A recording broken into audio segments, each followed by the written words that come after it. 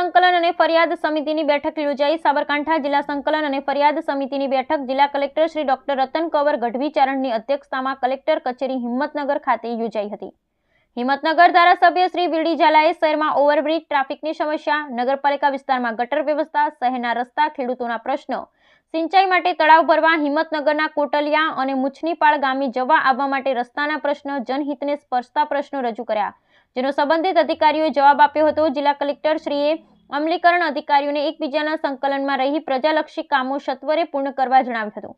સામાન્ય જનતા દ્વારા પૂછાતા પ્રશ્નના જવાબ સમય મર્યાદામાં આપવા, કચેરીઓની સફાઈ, આરોગ્ય સેવાઓ અને સરકારી લેણાની વસૂલાત અંગેના પ્રશ્ન અંગે ચર્ચા કરી હતી। આ બેઠકમાં આગામી પ્રજાસત્તાક પર્વની ઉજવણી અંગે વિગતવાર ચર્ચા કરવામાં આવી હતી।